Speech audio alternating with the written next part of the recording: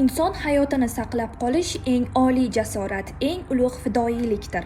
Mana shunday sharafli va ayni paytda juda mas'uliyatli kasb bu qutqaruvchilikdir. Ushbu kasb egalari har kuni xavf-xatar bilan yuzma-yuz keladi. O'z hayotini boshqalar hayoti uchun tavakkal qilishadi. Shunday jasur, fidoyi insonlardan biri Choriyev Bahodir Murataliyevichdir. U 1963-yil 20-may kuni Surxondaryo viloyati Angor tumanida tavallud topgan. Yoshligidan halollik, mehnatsevarlik va vatanga muhabbat bilan kamol topgan Bahodir Murataliyevich 1988-yildan buyon ona yurti xavfsizligi yo'lida sidq-dildan xizmat qilib keladi. Uning xizmat yo'li Surxondaryo viloyati Ichki ishlar boshqarmasi yong'in xavfsizligi tizimida boshlangan. Ilk kunlardanoq u o'zini mas'uliyatli va sidq-dildan ishlovchi xodim sifatida namoyon eta olgan. Yillar davomida u nafaqat yong'in xavfsizligi, balki favqulodda vaziyatlar sohasida ham katta tajriba to'pladi. 2004-2010-yillarda Bahodir Murataliyevich Surxondaryo viloyati favqulodda vaziyatlar boshqarmasi boshlig'i sifatida faoliyat yuritdi. Asosan bu sohani tanlashligim men 8-sinfda boshladim. 8-sinfda shu otamga harbiy bo'laman degan. Bu endi 78-yil. 80-yil biz o'qishni tugatdik. O'qishni tugatgandan keyin harbiy xizmatga borib keldim.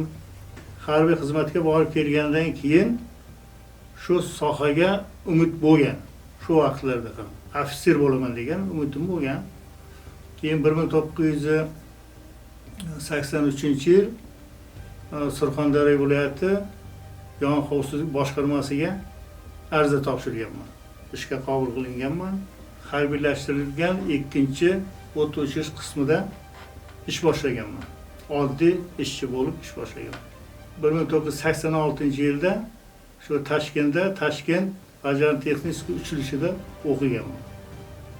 O'qishni ham muvaffaqiyatli tugatib, mana shu Surxondaryoga yo'llanma bo'lgan.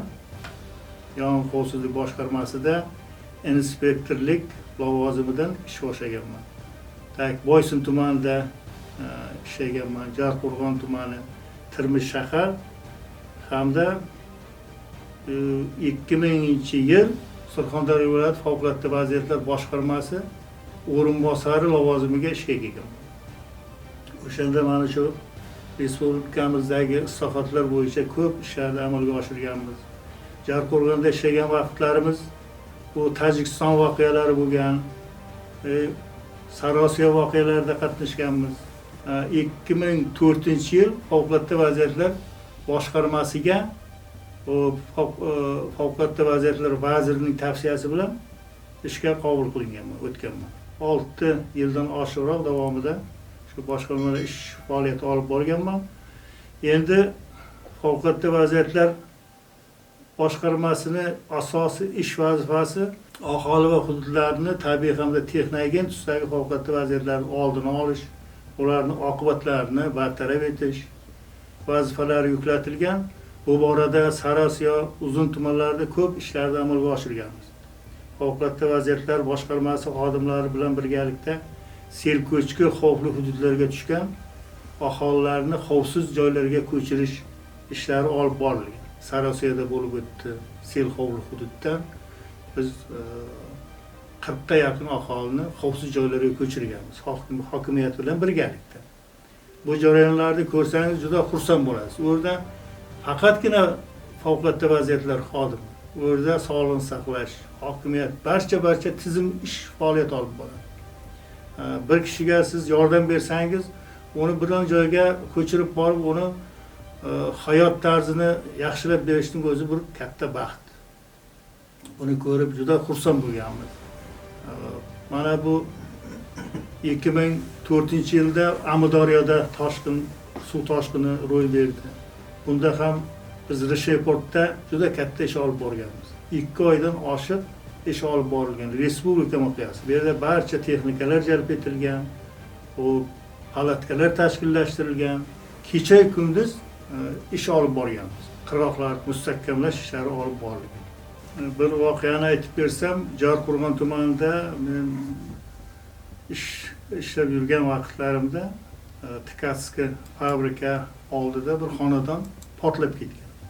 Portlab gazni noto'g'ri gazdan foydalanish oqibatida portlagan.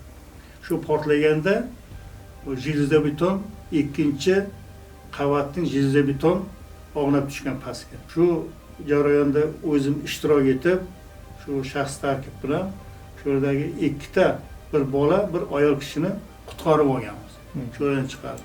Endi o'sha vaqtlar ularning ota-onasi bizga rahmatnoma bu ham aytishgan, ular qutqarib olganligimiz uchun yong'inlar bartaraf bo'lgan. Qutqaruv kasbi bu yigit kishiga bir ma'qul kasbda, yigit kishi orzu qiladi-da buni. Bu ichki ishlar idoralarida ishlash, yong'in xavfsizlik idoralarida ishlash, favqulodda vaziyatlar boshqarmasi idoralarida ishlash bu faqir har bir yigit orzu qiladigan kasb. Uning rahbarligida viloyatdagi qutqaruv tizimi yangi bosqichga ko'tarildi. Zamonaviy texnika bilan jihozlangan guruhlar tashkil etildi. Aholi orasida profilaktika va targ'ibot ishlari yo'lga qo'yildi. Uning tashabbusi bilan ko'plab yong'inlarning oldini olindi. Yuzlab insonlar hayoti va mulki saqlab qolindi.